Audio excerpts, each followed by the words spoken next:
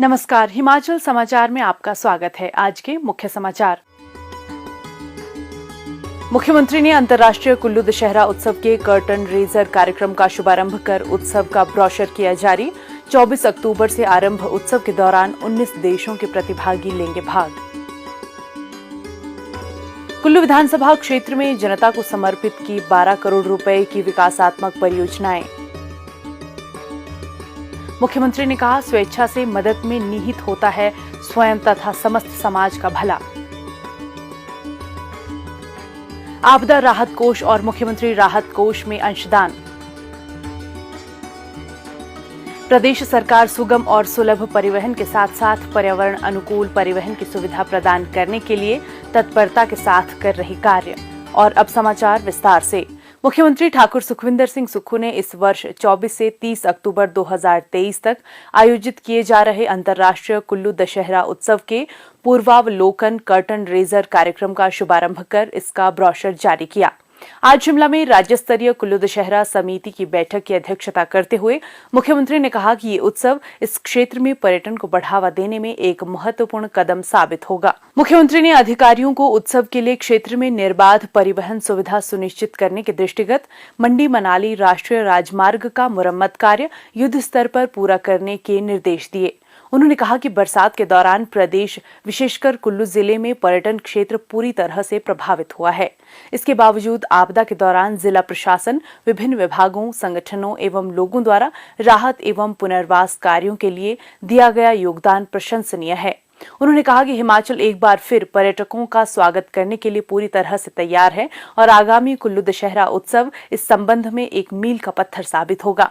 पर्यटन और सांस्कृतिक आदान प्रदान को प्रोत्साहन प्रदान करने में दशहरा उत्सव की महत्वपूर्ण भूमिका पर प्रकाश डालते हुए मुख्यमंत्री ने कहा कि इस वर्ष अंतर्राष्ट्रीय कुल्लू दशहरा उत्सव वास्तव में एक वैश्विक कार्यक्रम बनने के लिए तैयार है। विभिन्न राज्यों के सांस्कृतिक दलों के साथ साथ रूस, Israel, Romania, Kazakhstan, Croatia, Vietnam, Taiwan, Thailand, Panama, Iran, Maldives, Malaysia, Kenya, दक्षिण सूडान, जाम्बिया, घाना और इथियोपिया सहित 19 देशों के प्रतिभागी उत्सव में एक विविध और अंतर्राष्ट्रीय सांस्कृतिक झलक दिखाएंगे। आपदा के बाद हम उभर रहे हैं और कुल्लू दशहरा इस दिशा में बढ़ता हुआ कदम है।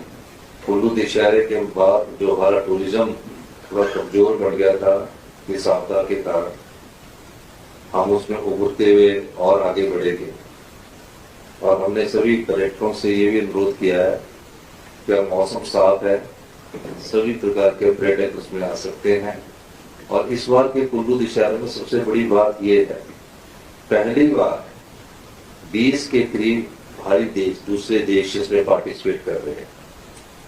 और साउथ अमेरिका से लेकर अफ्रीकन कंट्री से लेकर यूरोप से लेकर और हमारी साउथ एशिया की कंट्रीज, ये सब इसमें पार्टिसिपेट कर रही है। और स्टेट्स के लिए भी हमने चिट्ठी लिखी है। तो जो कुल्लू आपदा में सबसे ज्यादा प्रभावित था, सबसे पहले वो उभर कर पर्यटक के क्षेत्र में उभर कर आया है। इसके लिए मैं सभी प्रशासनिक अधिकारी, कर्मचारियों को बहुत धन्यवाद देता हूँ। और जब 200 लोग बाहर के देश के पार्टिसिपेट करेंगे, बाहर के राज्यों के लोग पार्टिसिपेट करेंगे, तो जो एक मिथ सा बन गया कि अभी बहुत आपदा है, लेकिन ऐसा नहीं है। हम उससे उभर गए हैं और आने वाले समय में जो भी देश विदेश के पर्यटक आने चाहते हैं उनके स्वागत के लिए हिमाचल तैयार है। उत्सव में 25 अक्टूबर को सांस्कृतिक परेड और 30 अक्टूबर को कुल्लू कार्निवल का आयोजन किया जाएगा। इसके साथ ही 13 विभाग क्षेत्र की समृद्ध विरासत को प्रदर्शित करते हुए पैगोडा टेंट में प्रदर्शनियां लगाएंगे।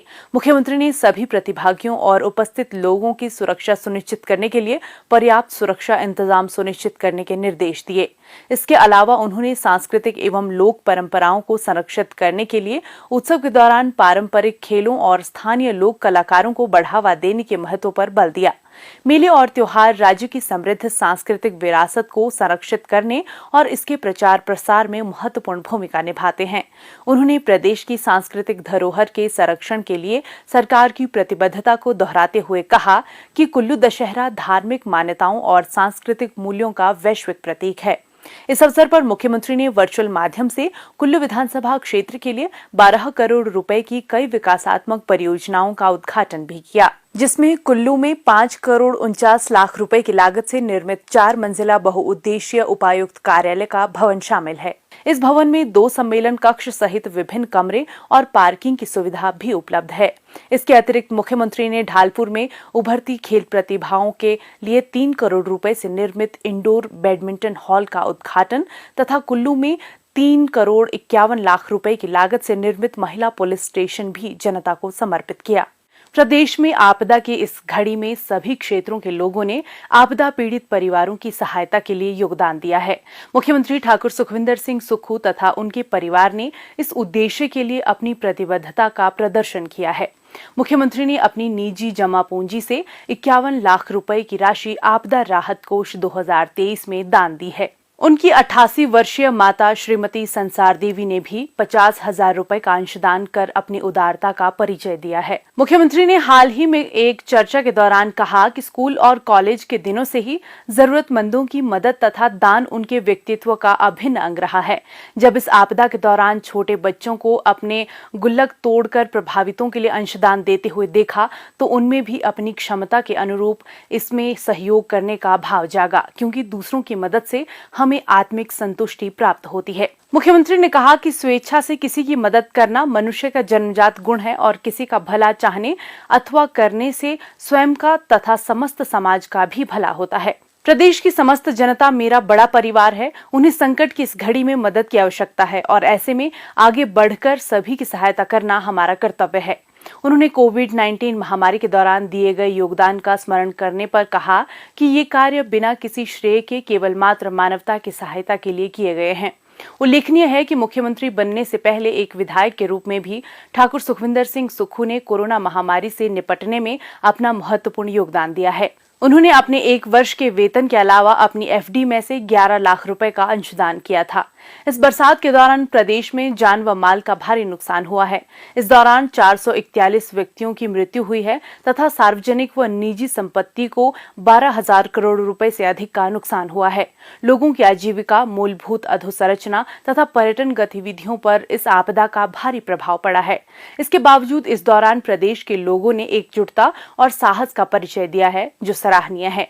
इस मुश्किल घड़ी में मुख्यमंत्री के नेतृत्व ने भी दृढ़ता और करुणा की मिसाल पेश की है, जिसकी सराहना विश्व बैंक, नीति आयोग जैसे संस्थानों सहित पूर्व मुख्यमंत्री श्री शांता कुमार ने भी की है। इसके अतिरिक्त ये देश में संभवतः पहला उदाहरण है कि जब किसी मुख्यमंत्री ने अपने कार्यकाल में अपनी तथा अपने परिवार की संचित जमा पूंजी जरूरतमंदों की सहायता के लिए दान की हो।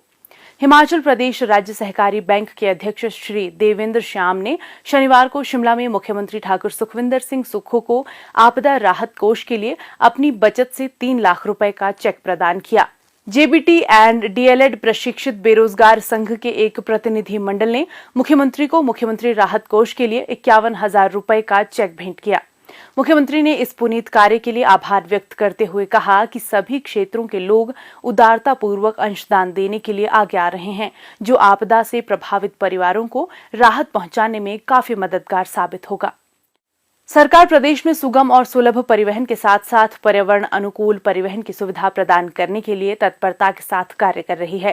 हिमाचल को देश के ई वाहनों के संचालन में आदर्श राज्य के रूप में विकसित करने के प्रयास किए जा रहे हैं।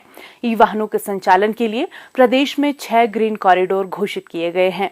जिला मंडी के करसोग में नवनिर्मित हिमाचल पथ परिवहन निगम का आधुनिक बस अड्डा आमजन को बेहतर सुविधा उपलब्ध करवाने में सहायक सिद्ध हो रहा है। बस अड्डे पर मिलने वाली विभिन्न सुविधाओं से यात्रियों के साथ साथ करसोग डिपो में सेवाएं देने वाले चालक और परिचालक भी खुश हैं। विभिन्न गंतव्यों के लिए यात्रा करने वाले यात्रियों सहित बस चालकों, परिचालकों को सभी सुविधाएं अब एक ही छत के नीचे मिल रही हैं। नवनिर्मित 4 मंजिला बस अड्डे में विभिन्न सुविधाएं उपलब्ध करवाई जा रही हैं। बस अड्डे पर यात्रियों के लिए सभी सुविधाओं से सुसज्जित वेटिंग रूम बनाया गया है। वेटिंग रूम को पंखों, पेयजल आदि मूलभूत सुविधाओं से लैस किया गया है। बस स्टैंड पर यात्रियों की सुविधा के लिए बनाए गए शॉपिंग सेंटर में 8 दुकानें निर्मित की गई हैं, जिन्हें 33 माह की लीज पर क्षेत्र के स्थानीय लोगों को चलाने के लिए आवंटित किया गया है। बस अड्डे में निर्मित इस शॉपिंग सेंटर की दुकानों के माध्यम से स्थानीय लोगों को स्वरोजगार भी उपलब्ध हुआ है। करसोग बस अड्डे से प्रतिदिन यात्रा करने वाले यात्री यहां उपलब्ध सुविधाओं से पूरी तरह से संतुष्ट हैं। मैं यहाँ करसोग में कॉलेज में बीए फर्स्ट ईयर में हूँ।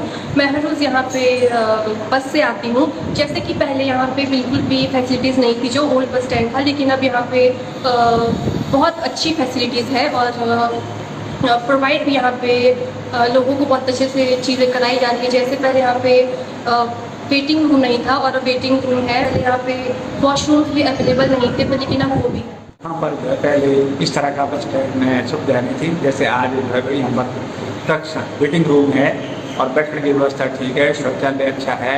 तो ये जो जितना भी अच्छा काम है सरकार के द्वारा बहुत ही अच्छा सराहनीय कार्य है।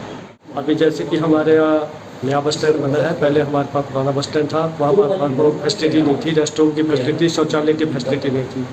जब से नया बस स्टैंड बना है, यहाँ पर रेस्टरूम में बढ़िया फैसिलिटी है, बढ़िया बैठकें हैं और शौचालय की अलग से फैसिलिटी है, बाथरूम की अलग से फैसिलिटी है। इसके लिए हम सरकार का धन्यवाद करते हैं, HRTC का धन्यवाद करते हैं। नवनिर्मित बस अड्डा करसोग से प्रतिदिन लगभग 114 बस रूट संचालित किए जा रहे हैं। इनमें 84 बस रूट HRTC तथा 30 निजी बस ऑपरेटरों द्वारा संचालित किए जा रहे हैं। यहाँ एक सरकारी डीजल पंप भी स्थापित किया गया है। राज्य सरकार द्वारा प्रदेश की संवेदनशील भौगोलिक परिस्थितियों को ध्यान में रखते हुए गैर पारंपरिक परिवहन सेवाओं को भी बढ़ावा दिया जा रहा है। हिमाचल समाचार देखने